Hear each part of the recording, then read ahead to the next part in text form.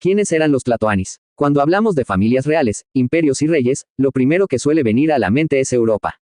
Sin embargo, en México también existieron linajes gobernantes mucho antes de la llegada de los europeos.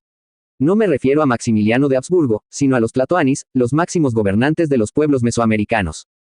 En particular, los tlatoanis mexicas han sido los más estudiados, ya que aparecen en numerosos códices, casi siempre representados sentados en su trono de membrillo, con su corona de plumas y a menudo con narigueras de oro como símbolo de su poder.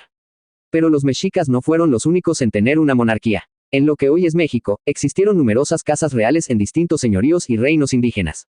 De hecho, los mexicas tuvieron un origen humilde y no fue sino hasta la fundación de Tenochtitlan cuando surgió la dinastía gobernante mexica, con su primer tlatoani, Itzcoat. ¿Cómo eran elegidos los tlatoanis? A lo largo de la historia mexica, hubo 12 tlatoanis. El que más tiempo gobernó fue Moctezuma Ilhuicamina, Moctezuma I, quien expandió el territorio mexica hasta lo que hoy es Guatemala. El proceso de sucesión no era una simple herencia directa. En teoría, el tlatoani no era un rey, en el sentido europeo, sino un líder elegido por la nobleza y los sacerdotes de la ciudad. Sin embargo, en la práctica, el poder se concentraba en los descendientes de Huitzilihuit, el segundo tlatoani. Los sucesores solían ser hijos, hermanos o sobrinos del tlatoani anterior, y debían haber ocupado cargos importantes en el gobierno o en el ejército antes de ser considerados aptos para gobernar. La elección final recaía en un consejo de nobles y sacerdotes, quienes determinaban quién era el más capacitado para asumir el liderazgo de Tenochtitlan. ¿Quiénes fueron los tlatoanis más importantes? Algunos de los tlatoanis más relevantes en la historia mexica fueron: Itzcoat, 1427 a 1440, flecha apuntando hacia la derecha, consolidó la triple alianza con Texcoco y Tlacopan, sentando las bases del imperio mexica.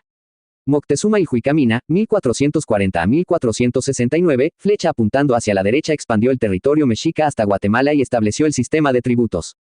Azayacat, 1469 a 1481, flecha apuntando hacia la derecha, conquistó Tlatelolco e hizo la primera guerra contra los tarascos.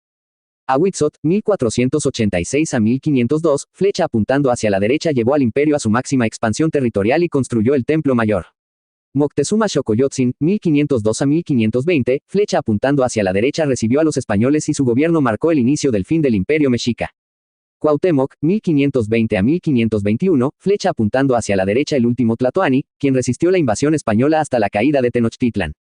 El misterio de las tumbas de los tlatoanis. A diferencia de las dinastías egipcias, que construían grandes pirámides como tumbas, los mexicas no dejaban mausoleos visibles para sus gobernantes. En lugar de eso, los cuerpos de los tlatoanis eran incinerados y sus restos se colocaban en urnas ceremoniales. Sin embargo, hasta la fecha no se han encontrado tumbas ni urnas confirmadas de tlatoanis mexicas. Existen teorías sobre posibles lugares de entierro en el Templo Mayor de Tenochtitlan o en sitios sagrados como el Cerro de la Estrella en Iztapalapa, pero los arqueólogos aún no han encontrado evidencia definitiva. Este sigue siendo uno de los grandes misterios de la historia prehispánica.